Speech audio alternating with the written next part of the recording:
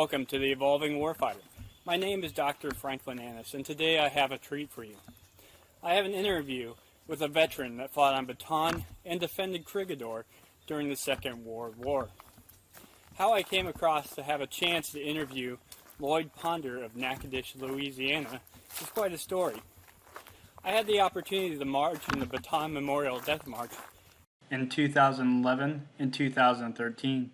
Being good parents, my parents were bragging about this event in church when they were informed that a local veteran that had gone through these experiences lived in the area. My father took the time to track down the veteran and arrange for an interview. We spent about an hour talking to Lloyd Ponder about his experiences during the war. It's unfortunate that the camera I had at the time didn't have a very good memory or battery system, so I was only able to record about the first third of the interview. However, I do find much value in what was actually recorded, and I hope that you enjoy the following interview. Well, I hope I make it as far as you made it. Yeah. I do too, and further. I didn't think I'd ever make 21. Yeah. I always said 25. I make it 25. Had my 21st birthday as a POW, and I had malaria fever, and man, you talk about going downhill. And I said, well, if I see my 22nd, I'll be lucky. Well, if I live till October, I'll have my 92nd. Good. I hope you make it. So, thank you. So what unit were you in? I was in a 27 bomb group. Okay. We were formed up at Barksdale Field in 1940. We were split in the 3rd attack. Anyway, we left Savannah on toward the end of October. I don't recall the exact date. And of course, then we had a low priority for movement. It took a solid week on a troop train to go from Savannah, Georgia to San Francisco. Oh, wow. And that was, of course, any siding. If there was a train coming along, we got on the siding and waited for them to come back. And we sailed on November the 1st of 41, debarked in Manila on Thanksgiving Day. And they wouldn't let us eat Thanksgiving lunch on the ship. We were on the President Coolidge. Put us out to Fort McKinley and the tents they had out there. So we had Winnies and sauerkraut for Thanksgiving Day, 1941. Now that I remember. Probably wish you had more meals like that later on. Man, yeah, we'd give something. But then, that was Thanksgiving Day. Pearl Harbor was bombed 3 weeks later. And our dive bombers, I heard they later on was sent to Australia. I don't know, they were on a freighter, and of course we were on, this was peacetime, and things were kind of easy going. It was a nice cruise, but about the only one. And then got to the Philippines, and we were waiting assignment when we heard the Pearl Harbor bomb. From then on, you're talking about things being in turmoil. It's always in turmoil, isn't it? Is any one particular aspect you're interested in? Not really, just kind of the whole, your personal experience there in terms of, I can tell you some tales. They're all true, too. My outfit was formed, but most of us were from, I guess across the South. We had a few fellows from New England, and they were splitting up and forming new outfits, everything, in a matter of expanding there. That was early expansion. And I tell people I never registered for the draft.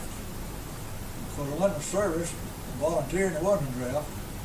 When I got out, I stayed in reserve for a while, and when I got out of reserve, I was too old. So I never registered. I wanted to be a pilot. Okay. But the Army required 2 years of college. Then I had no way of getting 2 years of college. And so I said, I'll enlist and I'll be an airplane mechanic. That's the next thing too. So that's when I went to Spartan School. And we had A-20s for a while, and then give us the A-24s, and we had the A-24s to dive on maneuvers, and that's what we had when we went overseas. But I guess the night before the Japs hit Pearl Harbor, me and my buddy went into Manila. The picture show Sergeant York had just come out. So we decided we'd go to town and see that. So we did. First thing I heard when I got up the next morning, Pearl Harbor's been bombed. Boy, Sergeant Lloyd never had it so good. But then they made the infantry out of us. I've never fired anything bigger than 22 in my life. And it was Assault 3, Springfield, bolt action. Did you ever fire one of those? Yes, I have. They got kicked on it just like a mule. Yeah. And when as the Japs, in such a turmoil, they hit Nichols Field in Manila, blew Clark Field apart, and that's where we lost the B-17s.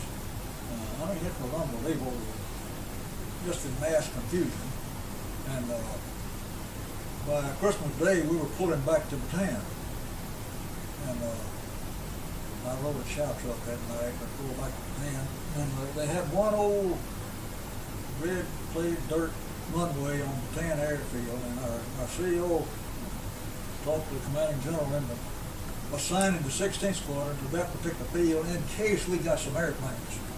And so that was a real break there. The rest of the outfit were up on the front lines with those Springfield rifles.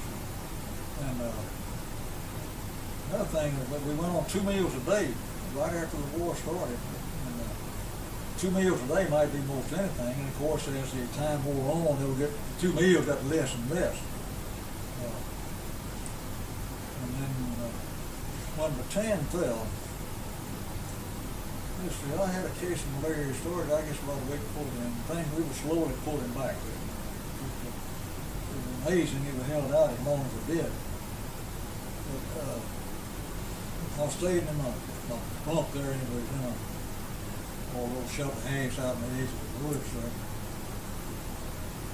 My bunkmate there, they sent him to the field hospital because he was on 105 temperature, and I didn't. So he was in the field hospital, and we pulled back from where we were to Marvelis and rode that truck all night long. Malaria would make us weak, and of course on 2 meals a day you lose some weight too. And I was so weak I could hardly climb up on this GI truck. And we pulled back to Marvelis. The next morning about daylight, we were supposed to assemble at kilometer 182, 181, something like that. And I thought to myself, I said, oh, my buddy is in the hospital, so I was going to explore a little bit. Now that's strange, because I don't usually walk by myself. It literally saved my life, though, because had I made the death march, started out on it, I would never have got the first day. Because that week, you can imagine fighting on 2 meals a day for this is about 4 months later. And this was equivalent to walking, like say, from here to Shreveport. That's about 60 miles. After you've lost weight and all that kind of thing, and this is tropics. No water. I know full well I never made up the first hill on Marvelis, but I kind of separated from the outfit. They went on and they were taking prisoners at that point. So I run across a guy, I think he was a second lieutenant of infantry, and he says, I'm going to Corregidor. I thought to myself, I don't see how you done it, but I'm going to hang with you, buddy. I'm going with you. So we stayed out in the edge below point all that day in a little tub there. And about dark, and as some more fellas come in, there must have been about 60 or 70 of us. Okay. And it got dark. We got on that tub, and it was a darker moon. Man, you couldn't see the hand in front of it. We boarded across the Corregidor and got off there. They gave us some beans, I guess. I didn't see what I was eating. But here I've been up for a couple of days, and then we marched up about the middle of Corregidor and all out. We'd catch in the morning. Well, I lay down in the middle of a gravel road and went sound asleep, man. When I woke up, the sun was shining and the GI truck blowing its horn at me to get out of the way. But I was weird. But from there, they attached me to the 4th Marines.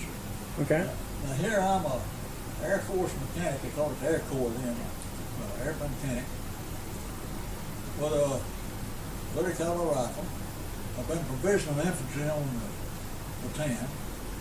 And on the Corregidor, they attached me to an A Company of 4th Marines for beach defense. a high file up till you get. You talk about it. And, you know, Corregidor was kind of a tadpole-shaped island. Way out on the end of the tadpole toward Manila, there's a little landing strip. It must be about 2,000 feet. It'd take a small airplane. That'd be about all. Opposite it, on Bataan shore, and it was kind of a little cliff, like it must have been about 30, 40 feet down. And put me on that particular side, and that's facing Bataan. Well, when the Japs took Bataan and started putting these guys out on the Bataan death march, and they were dead for some of them. And some of my outfit, I think, probably lost their lives on that. But they set up artillery over there, point blank. And it's about anywhere from 3 to 5 miles to Corregidor. That's almost point blank with artillery. Yeah. And they proceeded to work us over. And I wasn't sure that I made the right idea going across over. But our platoon sergeant there, he said, "Well, dig you a hole and get in it because you need it." Well, you know, when you perceive you're in danger there, your prayers begin to get very intense. And I had some very intense prayers because they start that artillery. I got to where I could call the size of the shell and where it's going to hit. And they start those artillery barrages, and I dig a little deeper, stay in a hole. And then along on the 29th of April, our platoon sergeant said, "Y'all be ready for extra action." I said, "I'll say I'm getting the extra action." He says, "It's the Emperor's birthday." Well, I think every battery on Bataan saluted the Emperor with a shot at us. But we had 75 millimeters, 105s, 155s, and all of them. The ones that really, got your morale was the 240s. They sound like a freight train going over. And but I could call my shots. Whether it was going to be a close hit, or way over, or whatever. I didn't enjoy any of it. But when the Japanese invaded, there were two little invasion boys right opposite our position there, and there wasn't any of them got out of that boat. We had machine guns on each side of us, and then of course we were a motley crew there, Air Force and some sailors and all like that. It was a monumental disaster. We didn't have any equipment, we didn't get any supplies, we didn't have any medication. It was just well, you survive of whatever you got. Felt like you were abandoned. And literally we were. Yeah. And but when the Japs started invading there, I fired that old action rifle. I guess about a couple hundred rounds that night. And they give us no training whatsoever on that. And you know, you've got a sling. If you use it properly, it'll keep you from firing too much. But we didn't even have a sling. Man, my old shoulders were black and blue for a week after it. We lost that one, but where the Bataan prisoners made the death march, the Corregidor prisoners, and of course on Bataan, it was General King. He surrendered Bataan. On Corregidor, when MacArthur left, he left Wainwright in command, and Wainwright didn't have a whole lot of choice. We just didn't have anything, and no way to get it. And so when they landed tanks there in the bottom side of the war, and anyway, he surrendered not only Corregidor, but the entire Philippine Republic. Well, you know where that put us. We could either swim to Australia or we could be a predator. Yeah. Swan swim. I couldn't swim that good. But they carried us, we stayed on Corregidor for a couple of weeks there. Little collection points called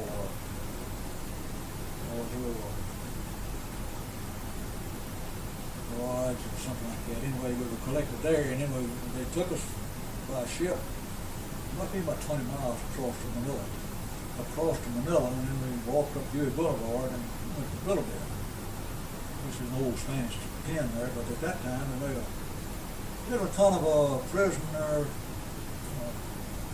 Hospital, and had Navy corpsmen and those folks. And then from there, the group I was with, they took us to Bataan.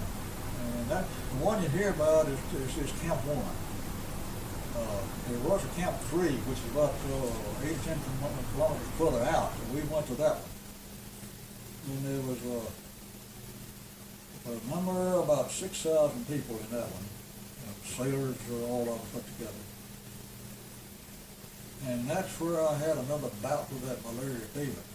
You know, that stuff, I had the alternate day cycle. You run a fever, well, a chill, then a fever, and then skip a day. And man, you can't eat, if you had the best stuff in the world to eat, you couldn't eat it because you didn't have an appetite. And I'd get out in the sunshine and cover up with a GI quilt, a blanket, and just freeze to death. And that was tropical sun too, but that's what a chill will do for you. And man, I was going downhill fast, and treatment of choice was quinine. And we didn't have any quinine. I think they gave me about 10 tablets, which that's not hard enough to even start on, to knock it out. And so I was laying on that wooden floor there, and nothing to lay on except that blanket and that wood floor. Well, that's it. If you had a soft cot, that would be nice, but with fever and that stuff, you did feel it. And I don't know whether I was that far gone or hallucinating or whatever, but one day that I had that chill and I was running a fever, and as I got over the fever, somewhere along that fever, I could dream there's a little church up at Spring Ridge in Sabine Parish from front of it. They were singing on Jordan's Stormy Banks. And that kind of shook me out of that stare. I was only 20, and I was 21 in October. But the guy had told me, and said his ancestors come from Italy. And said, they eat a lot of garlic over there. He said, get you some garlic. Well, I don't remember. You'd think I'd remember how I got garlic, anything that important. I do not remember at all how I got a hold of that piece of garlic. But I had a big boy, half the size of my fist there. It was made up of these little small pieces there, but they had a big old pot of that stuff. Had a GI biscuit there, and we get rice and soups, what they fed us. And the soup might be onions and water, or it might be seaweeds, or it might be most anything. If you had a good appetite, you couldn't hardly eat it. But anyway, I took that patch of garlic, chopped it up real fine, just in smaller pieces in that biscuit of rice, and then proceeded to eat it. Man, you talk about a dose. Hot. And I ate it all, though. I think I could blow my breath and dim every light in camp. And fellas give me a wide berth. Of course, there was a crowd in there, but they give me a wide berth after I eat that garlic. But you know, that chill fever cycle broke, and I didn't have another round of it for about until almost at the end of the war. Now, if the garlic didn't do it, I don't know what did, because nothing else was working. Huh. But that's about as close to going over into the great beyond that I've ever come, and this, but it kind of shakes you a little bit. But and then they would work you. No, anytime you want to stop me and ask a question or two, feel free.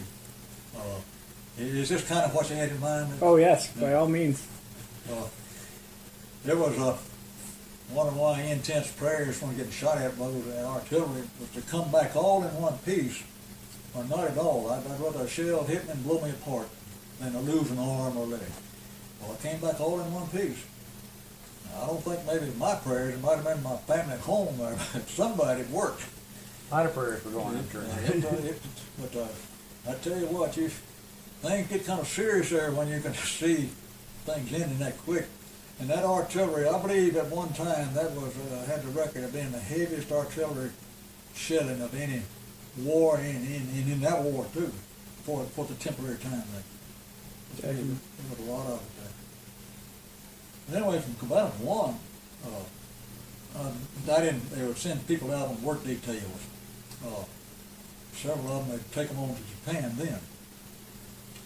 They consolidated Camp 3 with Camp 1, and which is closer into Combatant 1, the city itself. So I stayed at Camp 1 about a week. And that's the one you hear about nowadays, is Combatant 1 in the Philippines, is Camp 1. You never see Camp 3 mentioned, because actually it was only open about, from June to October, about 3 or 4 months, I guess. But they had a detail that was supposed to be going to Japan, and so they carried us from Commander One back to Manila. And when we got to Manila, in Bilibid, we found out that there's 5 of us, me included, we're going to stay in Bilibid and work on a carpenter detail, maintaining at the prison hospital. You know, it had shutters and stuff like that. The rest of them were going on to Japan. And I thought that was a nice break.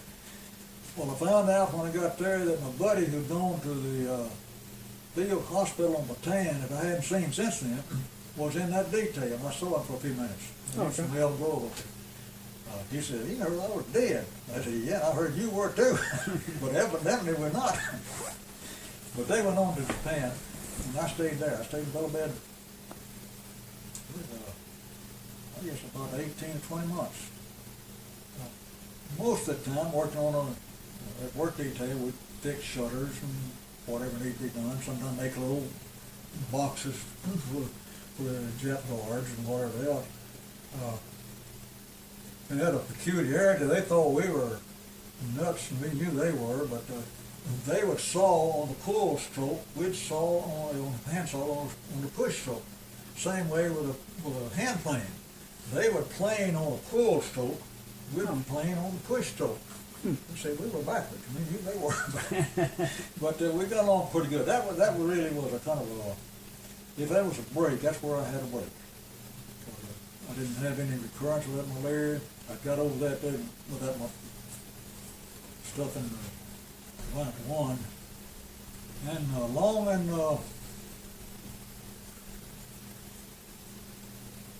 July, about 44. We first worked out as a burned out refinery. The work detail is on in Bilibid. They put us with another one there, and we worked out there, and we still worked on it. We'd make chopsticks and tin boxes and stuff like that. Just making things for the guards. I guess I made about 100 dozen chopsticks out of bamboo. Just plane the end of it a little bit, and that'd be it. But it was an easy way to get by and work out in the city itself and come back in at night. But they've put us all together with the next draft for Japan. There was a port area detail, a group that worked at port area unloading ships, and that had the reputation, they were well fed, and that had the reputation of being, they worked them pretty good, but they fed good. But, food never was Real plentiful. great. We got a very few Red Cross parcels, usually around Christmas time. First ones, I believe, was along in Christmas of 42, and then we had some English parcels the next year, I believe, something like that. The English parcels, they make soap out of whatever fat they could in England, and we got a parcel there that had a lot of soap made from goat's fat. And, man, you could take a bath with that, and everybody steers clear of you. You smell like a goat for several days. But at least you had, a lot of times there was a can of Spam and a little coffee, and I don't recall what it was, but it's I hope you enjoyed the video. For the audience out there, I encourage you to take a look in your own community to see if there's any World War II veterans and help capture their stories on film, recording, or in paper before they're lost to time. To Lloyd Ponder and his family, I wish you only the best and thank you for your service. And I wish you the happiest of 98th birthdays and many more to follow. For those of you that wish to have a challenge in marching, I remind you that the Bataan Memorial Death March registration for 2020 is currently open. You can take a look at the registration and march requirements at bataanmarch.com. I invite you to subscribe to the Evolving Warfighter for more videos on military self-development and military history, and especially to follow along in the March with us in the March or Die series.